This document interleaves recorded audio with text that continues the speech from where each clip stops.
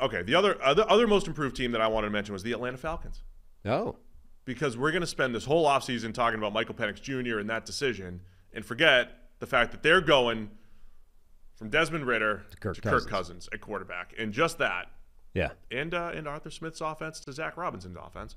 But, yeah, just having Kirk in the building, bringing in Darnell Mooney to complement Drake London and Kyle Pitts at tight end, Charlie Warner as a blocking tight end. And again, a defense that I think they were feisty last year, feisty defense last year. So I think the Falcons should be much improved. No, it's a good point.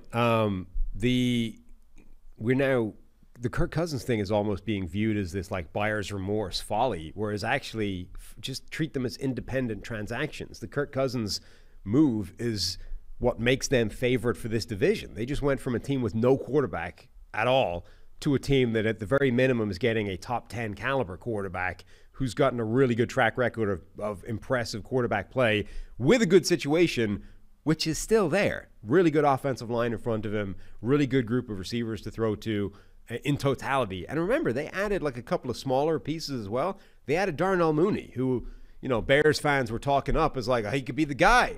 And okay, that didn't happen, but how much of that was Justin Fields? Like, Darnell Mooney is an interesting player to add to that. They added Rondale Moore for like a throwaway addition, right? Rondale Moore is an interesting gimmick. Ray McLeod. In a similar mold, albeit a wildly different body type to the Traylon Burks thing we were talking about earlier. You're the designated gimmick in this offense.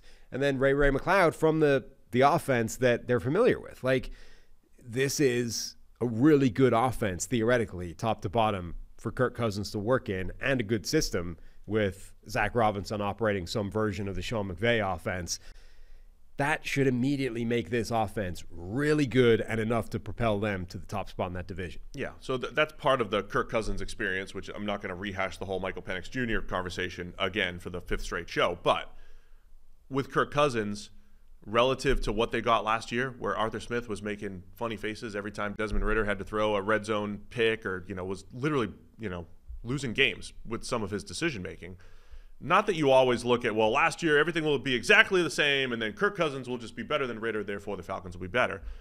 But this is a drastic improvement. Cousins has been playing some of the best football of his career over the last couple of years, and I know he's coming off of an injury as well. Yeah. But that's why the Michael Penix Jr. thing was not a buyer's remorse thing. If you are honest about yourself or to yourself and you say, 2 years from now, are we going to say, yeah, Kirk Cousins upgraded us, but we want a little bit more, but we're ready to move on, like Washington was, like Minnesota was, and in age 37, 38, whatever it is for Cousins, that's why that move is made, not because they're unhappy with what Kirk Cousins is going to bring to the table in 2024. So, yeah, the Falcons should be an improved team, especially offensively.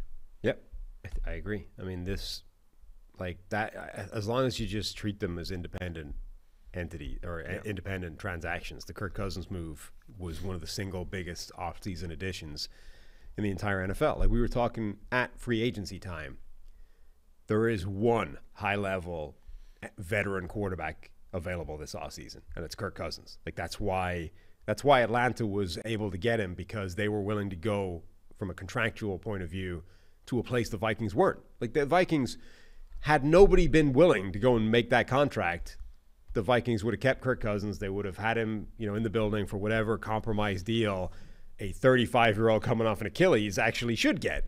But he's the one guy. So Atlanta was willing to go somewhere that the Vikings weren't, and that's how he ends up changing teams. But that's all because Kirk Cousins was the one guy available at that kind of caliber this offseason.